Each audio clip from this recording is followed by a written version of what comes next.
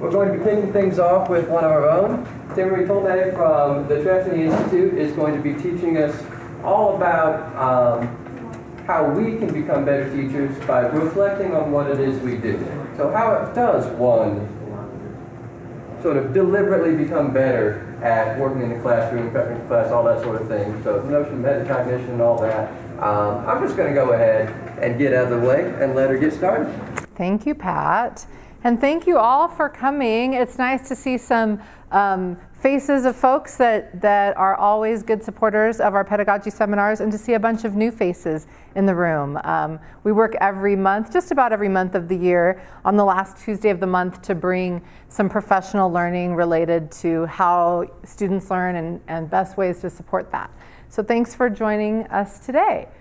What we're going to do is we're going to start by analyzing our teaching toolkit, and we're going to think about how is it that we learn our best teaching tools.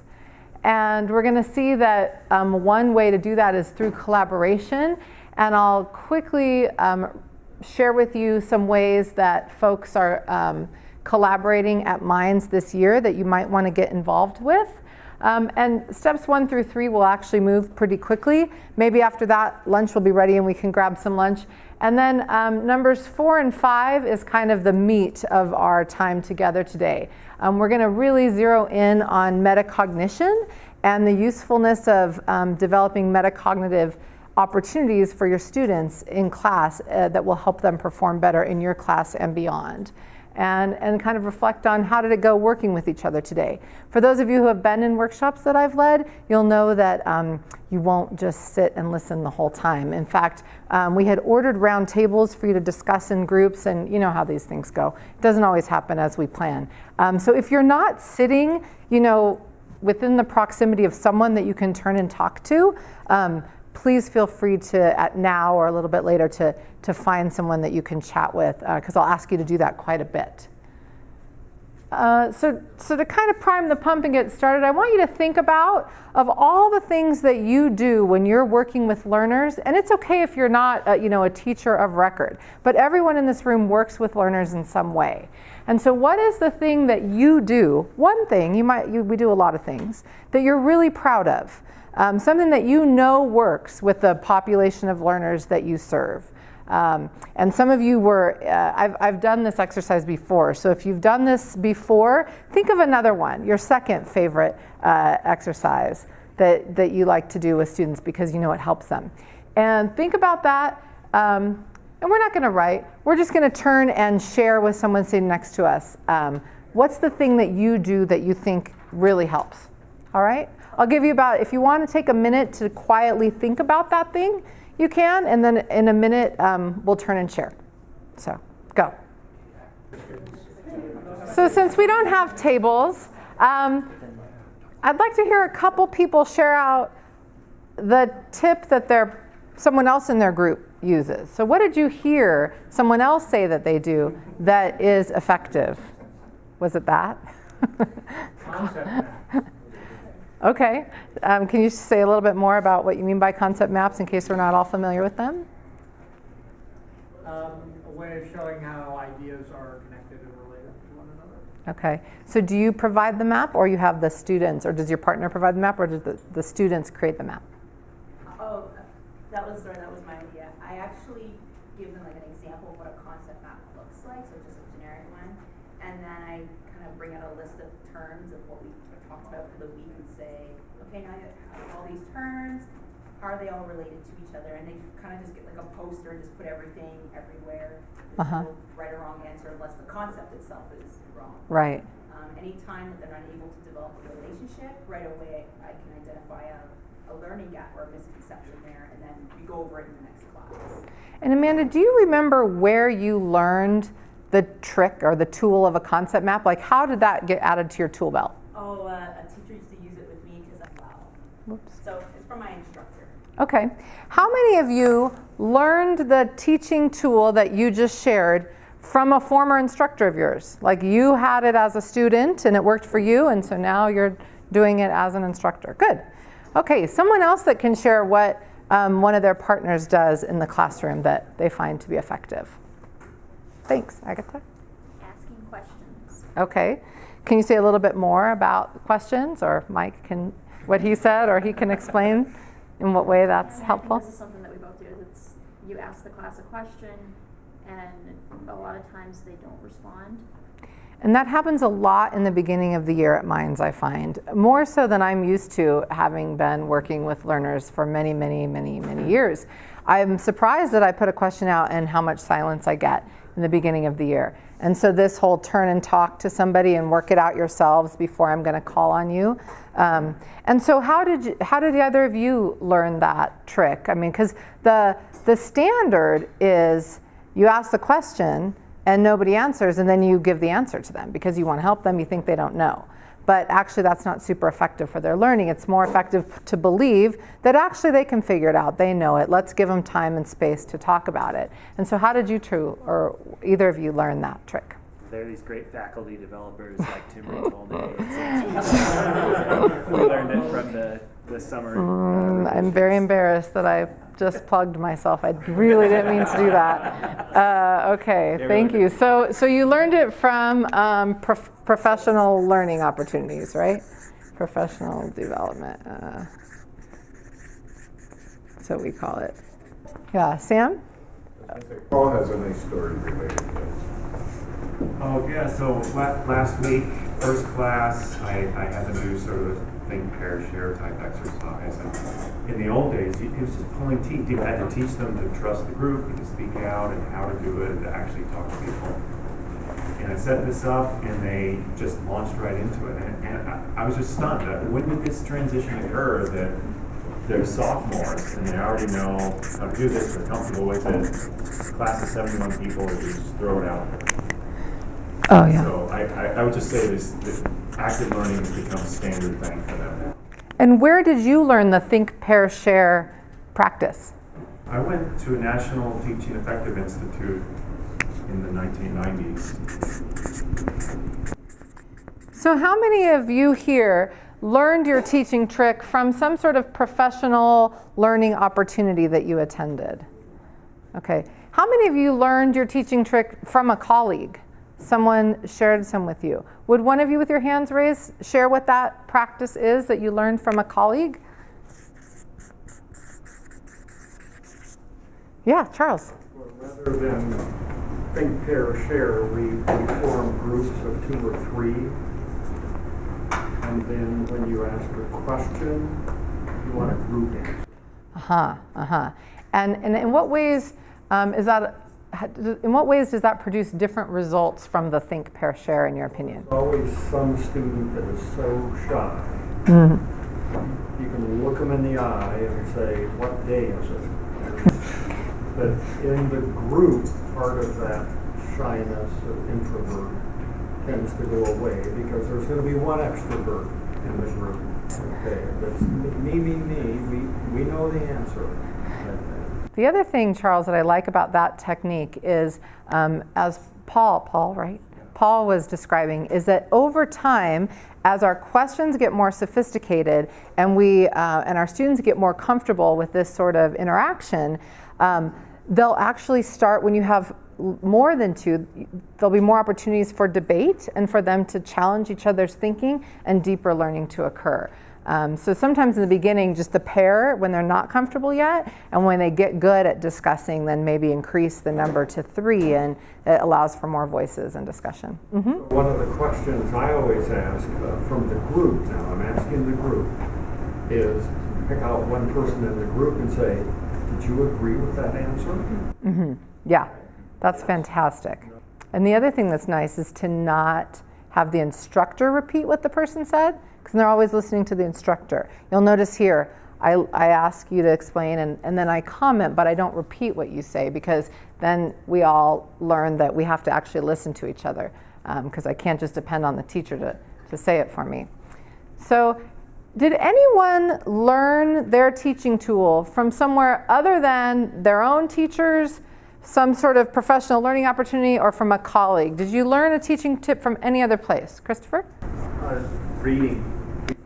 Before the Trefty Center existed, the only thing I could do was read. And so what did you learn from reading? That because I don't teach a class, I teach one-offs. I go into classes, and so I have the ability to make sure the students pay attention to me because I'm not going to be there the next time. And so I had to come up with a reason why they should pay attention. I had to have that hook to develop a hook. So what hook did you find? Was it related to the content? Why I'm going to make their lives better and how much, because if you listen to me, I'm going to make your life so much more easier that you're going to get better grades and have more free time to have fun. Pay attention.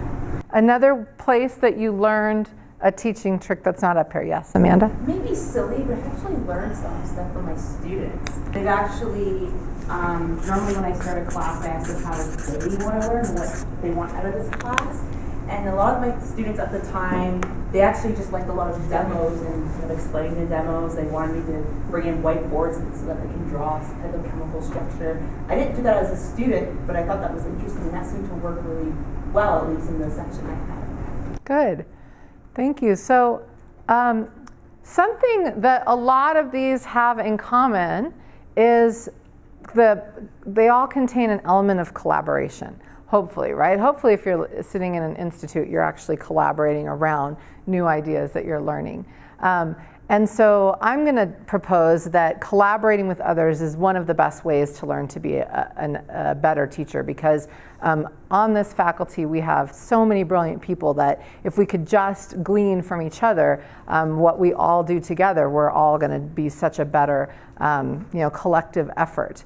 And so we can still bring in new ideas from the outside, but we can also improve from learning from each other on the inside. And so how do we do that here at Minds? I just wanted to point out that although I'm sitting here and saying that collaboration is going to help us all better reach our students and better help our students perform, the research also shows that, and that participation in learning communities both for teachers and for students leads to gains in deep learning and skills and improved quality of life. And so there's just a lot of research that supports the benefit of doing this. And so we have 4 ways that currently, that I know of anyway, there are probably more official ways that are kind of campus-wide where people are working to collaborate to improve teaching. And this is going to be a short version where I'm just going to tell you about each of these.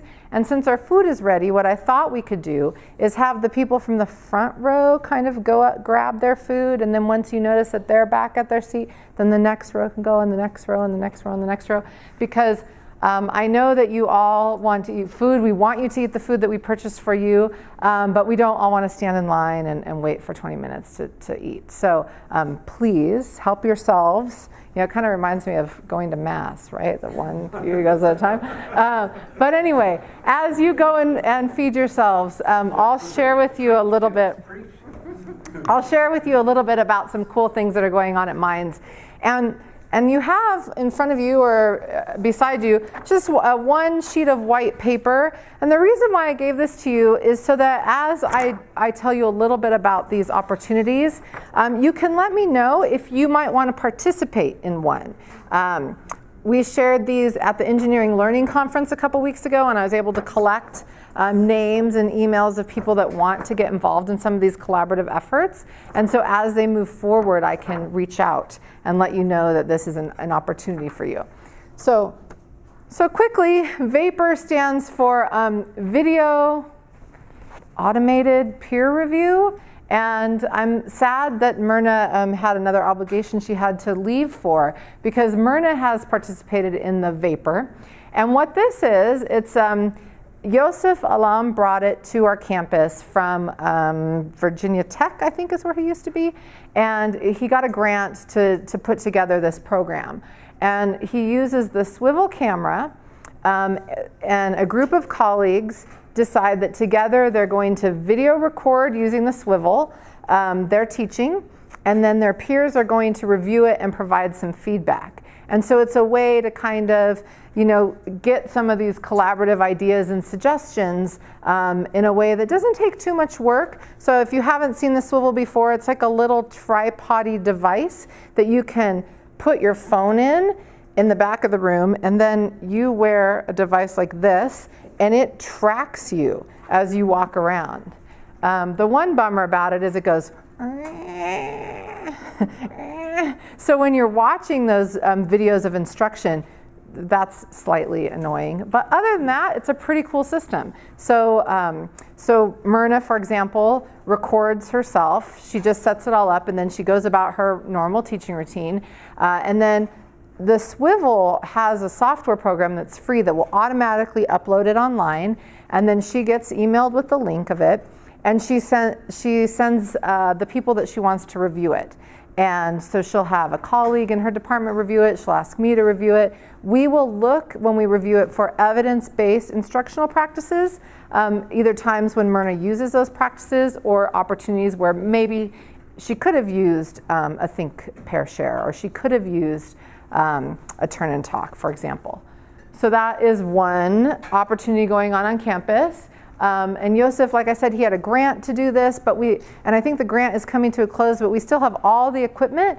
And so if you and maybe some colleagues wanted to do that, you could contact me or Joseph, and we could help you set that up.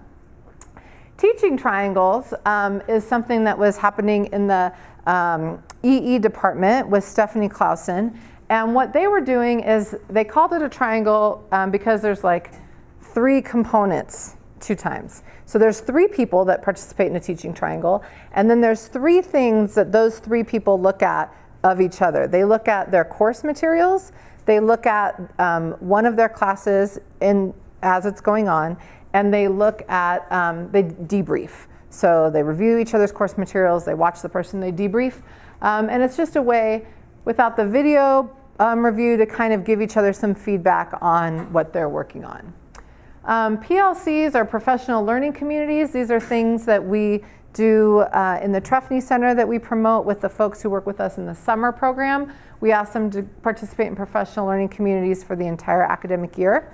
Becky and I are participating in a PLC together around flipped instruction. So we come together once a month with a few other colleagues across campus and study how best to flip a class. And we decide how we're going to study that. Nobody tells us how or that we have to. And so what we did last time is Becky has actually flipped a class already, and so she put some of her flip materials into Canvas, and we all looked at it and gave her some feedback of what we thought was effective and other ideas she might do to improve that flipped content. And Pedagogy Learning Labs are new this year at Mines, although we kind of tried them out last year. Our first one will be September 21st, and you'll hear more about it. This is when we have one faculty member on campus. On September 21st, it will be Deb Carney, who will invite a small group to come and observe her instruction. We'll actually have a little pre-brief beforehand to learn what is she working on, what is she trying to get better at as she teaches. We'll observe, we'll take notes, and we'll come back and we'll share back with her what we saw, what we heard the teacher say, the students say, what we noticed, and we'll ponder together big questions related to what best helps students learn. So if you're interested in doing that, on September 21st, it's going to be from 10:30 to 1 because we do the pre-brief and the observation and the debrief. And so if by chance you have time, we would love to have you participate. There will be more Pedagogy Learning Labs coming out this year. So turn to your neighbor and see, of all these, which sounds more interesting to you than the others. Just talk amongst yourselves. So if any one of those collaboration opportunities sound interesting to you and you'd like to know more information, please leave this paper on the chair as you go, and I will collect them and I will reach out to you with more information as it becomes available. But for today, we are going to collaborate together, as we have been, to focus specifically on one teaching technique. You can't learn too much in 30 minutes, right? So we're just going to focus on one that we call metacognition. And so you might not know this word. That's okay. Metacognition means thinking about your thinking or your learning, being meta, right? Paying attention to how it is that you learn something. And so before we get started on presenting to you some information about metacognition, just talk with your neighbor about either what you already know about it or what you want to know about metacognition. Take a minute. So as I was saying, metacognition describes our ability to self-assess our own skills, knowledge, or training we often talk about, it's like thinking about thinking. And in fact, when I asked you to think about how you learned your best teaching tool, that was a type of a metacognitive strategy. Think back on how you actually learned this, right?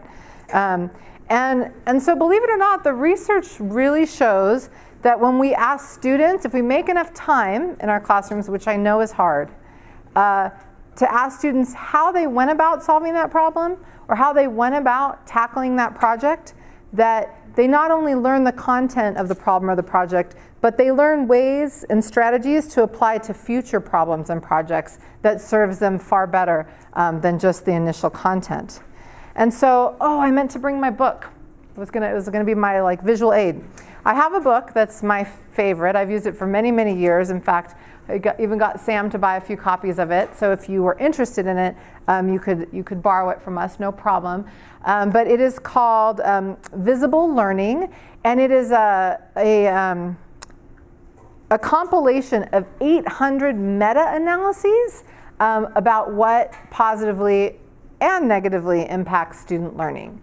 And so the authors created this graphic. So for every meta-analysis around a certain teaching skill that they analyzed, and they're only looking at qualitative analyses. They're not looking at, quantitative analyses. They're not looking at qualitative analyses. But so there's like 50,000 studies that are looked at and synthesized into this book to let us know what the numbers say works the best.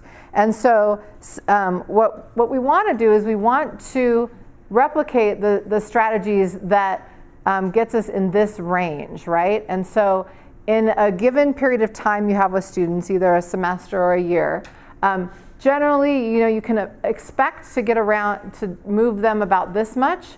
So if we're moving them this much, we're moving them more than can be expected for the period of time that we have them. And so I was curious, like, why did they go up to 1.2 and which strategies gets us way up here? And so there's only one, according to this book, and it was having students grade themselves, produced this. And I started thinking about it. I said, well, isn't grading yourself a form of metacognition, right? Like you're reflecting on how it is that you learned and how you performed and how you think you did, and you're evaluating yourself. So that's a good one too, to ask students to grade themselves. And then of course I was curious about what actually made students move backwards. And fortunately, it's nothing that we do to them. It's television. If they watch over 10 hours of television a week, it has reverse effects on their learning.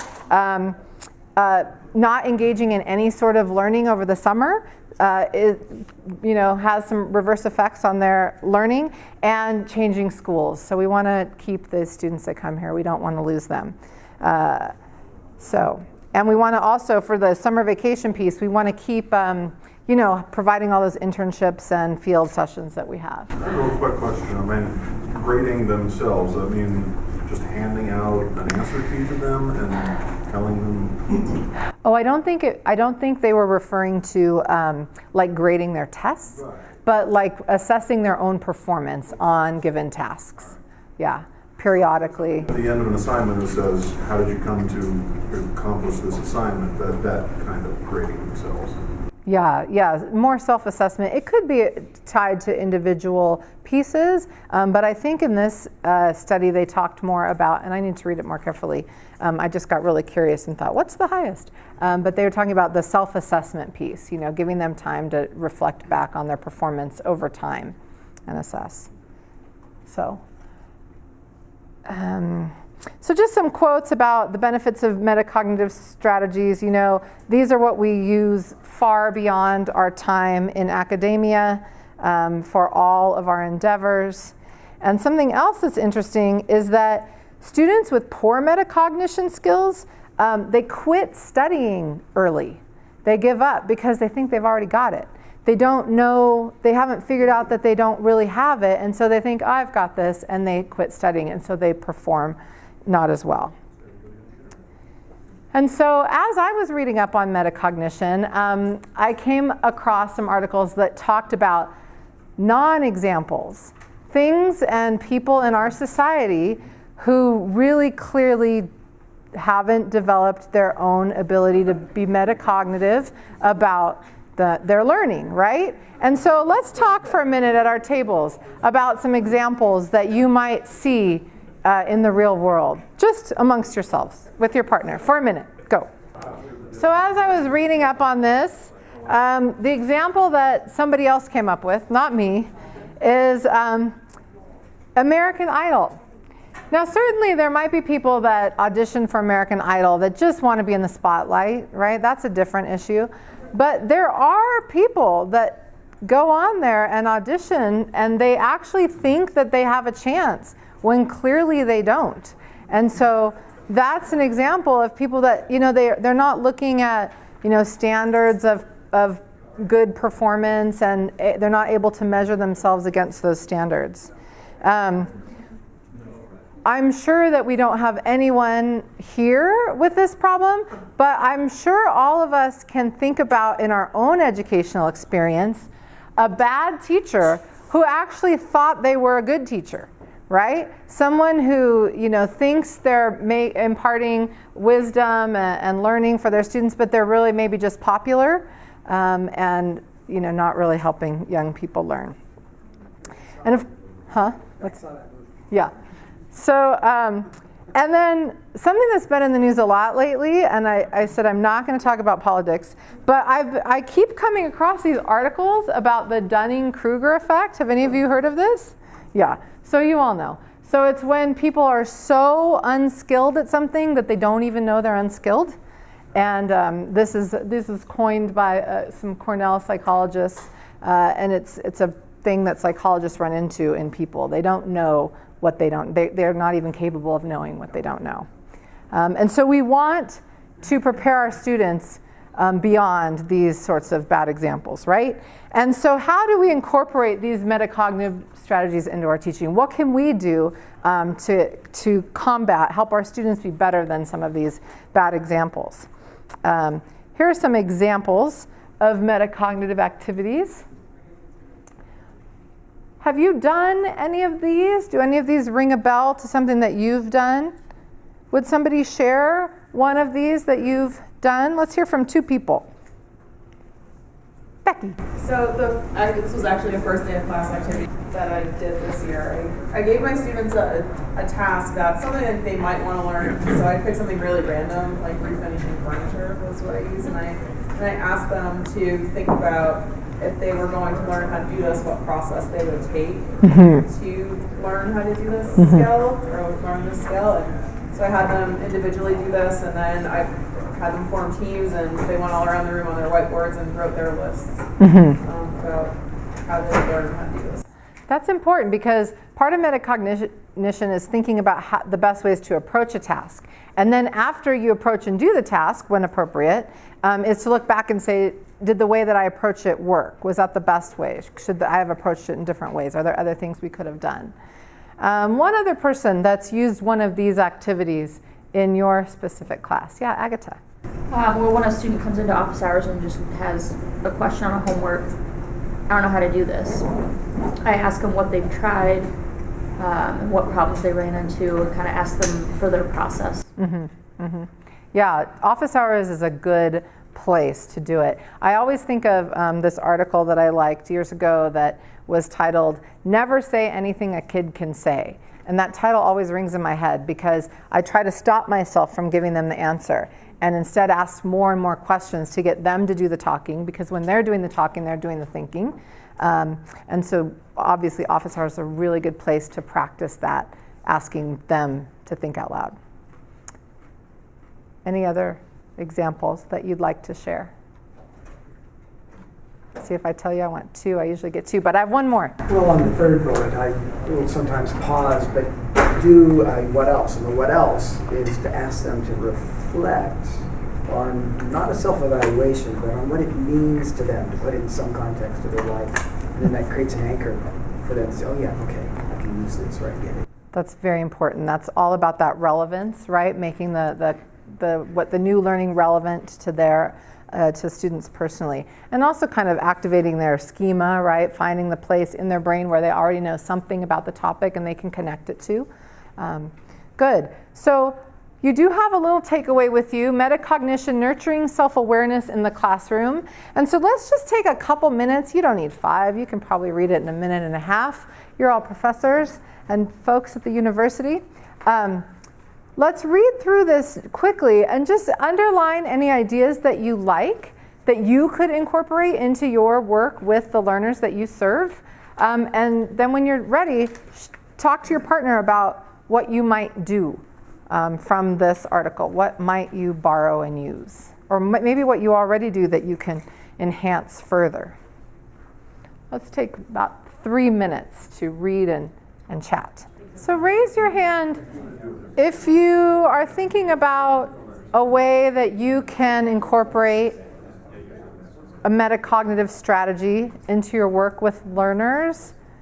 How many of you have an idea of one?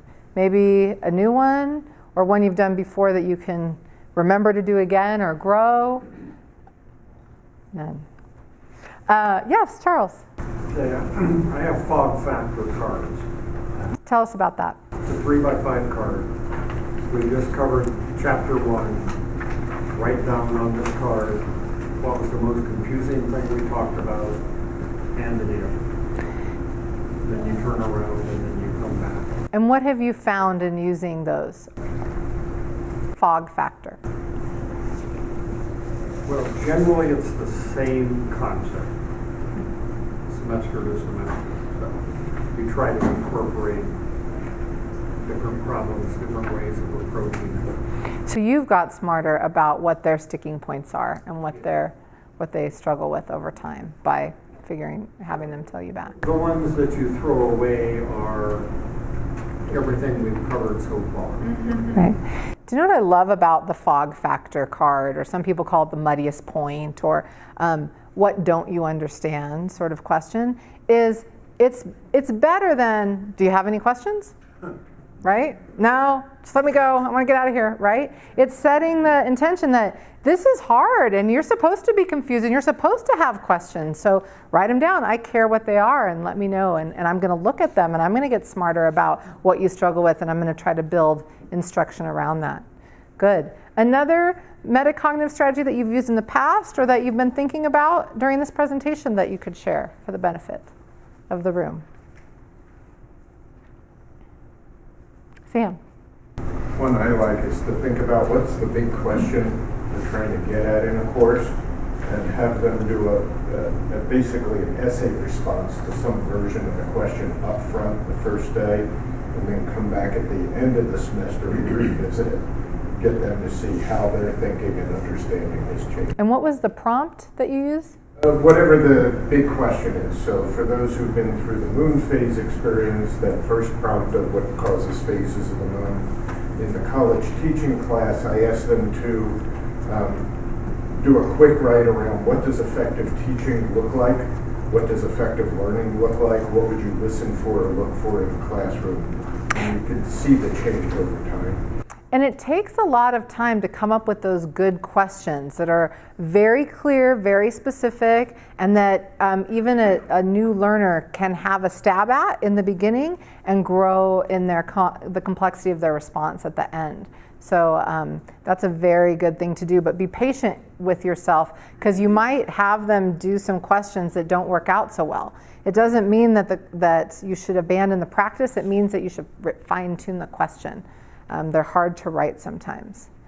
So how was this collaboration process that you just went through in talking with each other about these teaching practices? Was this comfortable for you, uncomfortable? Did you enjoy it? Did it take you a while to have something to say? How was your experience in talking with each other over the last hour? Could I hear from a couple people? Yes.